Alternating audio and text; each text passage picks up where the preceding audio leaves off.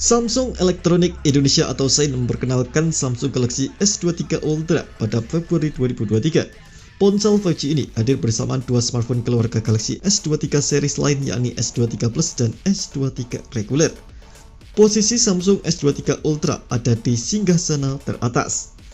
Galaxy S23 Ultra tampaknya telah mengikuti tren smartphone flagship zaman sekarang. Tren memperlihatkan mayoritas produsen ponsel flagship mengutamakan peningkatan pengalaman pengguna daripada menawarkan sesuatu yang baru. Dan berikut ini kelebihan dan kekurangan Samsung S23 Ultra yang sudah tim Gadget rangkum.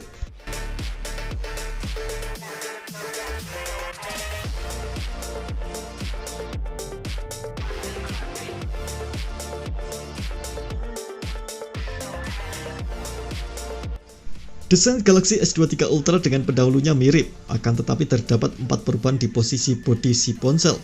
Pertama adalah materialnya. Samsung S23 Ultra menggunakan rangka armor aluminium, sementara itu penutup belakang dan lapisan layarnya memakai Corning Gorilla Glass Victus 2. Konon dua material itu membuat Galaxy S23 Ultra punya durabilitas yang lebih baik ketimbang pendahulunya. Ia diklaim lebih tahan terhadap benturan, terutama jika mengalami insiden saat jatuh dari ketinggian tertentu. Perubahan kedua ada pada lengkungan bodi. Ya, bahwa layar dan rangka HP ini masih memiliki lengkungan, namun sudut lengkungannya dikurangi sehingga Galaxy S23 Ultra tampak lebih flat dibandingkan Galaxy S22 Ultra.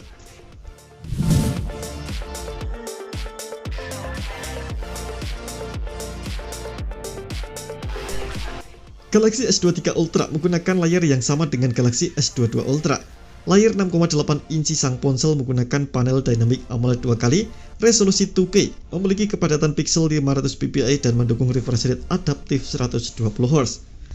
Karena sifatnya yang adaptif, refresh rate layar ponsel ini melakukan penyesuaian secara otomatis tergantung aplikasi apa yang sedang dibuka. Layar dengan rasio 19,3:9 ini dijanjikan Samsung mampu mencapai tingkat kecerahan hingga 1200 nits. Saat high brightness mode aktif, tingkat kecerahan itu akan lebih dari cukup untuk penggunaan di luar ruangan. Namun, layar S23 Ultra ternyata diklaim masih mampu lebih cerah lagi yakni 1750 nits. Tingkat kecerahan puncak itu bisa diperoleh saat pengguna memutar konten HDR.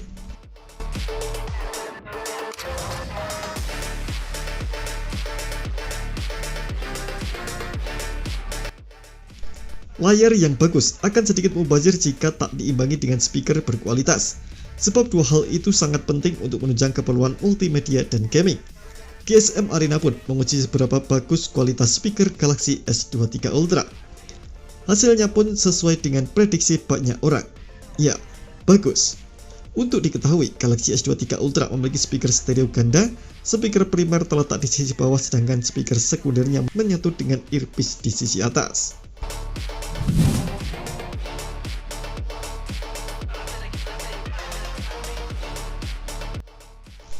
Galaxy S23 Ultra adalah ponsel generasi kedua hasil perkawinan antara Galaxy S series dengan Galaxy Note series. Oleh sebab itu, ponsel ini tentu mendukung pena stylus S Pen. Ada ruang khusus di sisi kiri bawah ponsel untuk menyisipkan S Pen. S Pen dengan latensi 2,8 mDT ini membuat Galaxy S23 Ultra satu langkah lebih keren dibanding ponsel kompetitor, terutama untuk menunjang kegiatan produktivitas.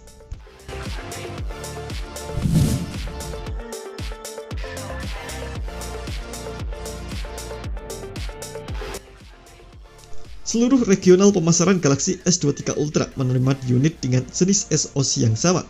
SoC yang dipakai adalah Snapdragon 8 generasi kedua for Galaxy. Qualcomm merancang SoC ini secara khusus untuk Galaxy S23 series. Lantas, apa bedanya SoC ini dengan Snapdragon 8 generasi kedua biasa? Bedanya terletak pada clock speed yang lebih tinggi pada CPU dan GPU. Peningkatan tersebut diklaim membuat kinerja Galaxy S23 series jadi lebih optimal. Secara konstruksi, Snapdragon 8 generasi kedua yang dipakai Galaxy S23 Ultra memiliki CPU dengan konfigurasi 1+2+2+3. Isinya adalah satu Cortex X3 3,36 GHz, 2 Cortex A715 2,8 GHz, 2 Cortex A710 2,8 GHz, dan 3 Cortex A510 2,0 GHz.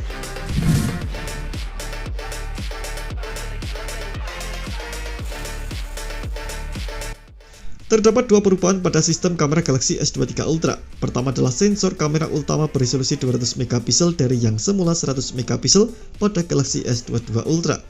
Perubahan kedua adalah penyempatan dual pixel PDAF pada kamera depan. Tak ada perubahan lagi selain kamera utama dan kamera depan. Sensor 200 megapiksel yang dipakai kamera utama si ponsel adalah ISOCELL HP2.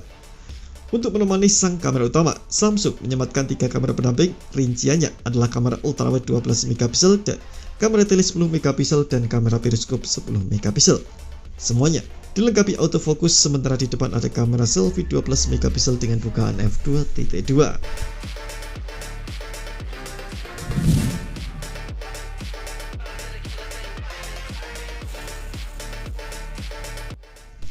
Kapasitas baterai yang dibawa Galaxy S23 Ultra masih sama seperti pendahulunya, ya 5000 mAh.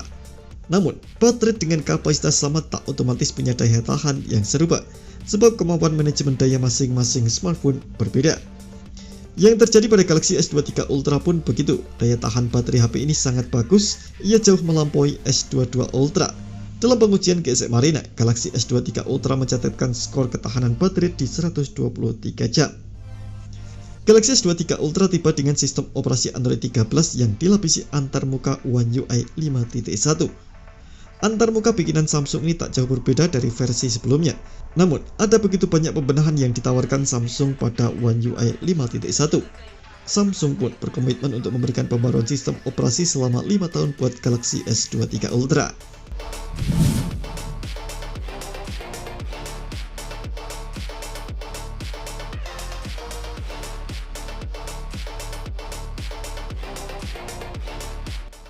Dimensi Galaxy S23 Ultra sedikit lebih lebar dibanding Galaxy S22 Ultra. Ia punya dimensi 163,4 x 78,1 x 8,9 mm dengan panjang dan ketebalan yang mirip. Galaxy S22 Ultra memiliki lebar 77,9 mm. Bodi Galaxy S23 Ultra juga termasuk besar. Bobot Galaxy S23 Ultra ada di angka 234 gram, naik 6 gram dari pendahulunya. Bukan lagi rahasia bahwa ponsel dengan bobot di atas 200 gram bakal terasa lebih berat. Buat pengguna yang terbiasa memakai ponsel bobot ringan, Anda mesti beradaptasi.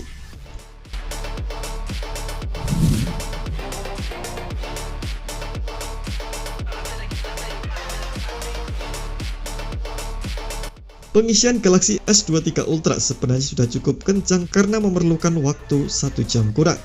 Namun jika dibandingkan dengan kompetitor di level flagship, HP ini tentu kalah. iQOO 11 dengan dukungan pengisian 120 watt hanya butuh 22 menit, sedangkan Xiaomi 12 Pro dengan fast charging 120 watt butuh waktu 21 menit. Terima kasih telah menonton video ini. Jangan lupa subscribe dan aktifkan loncengnya untuk mendapatkan informasi menarik seputar rekomendasi terbaik dari Gadget Me.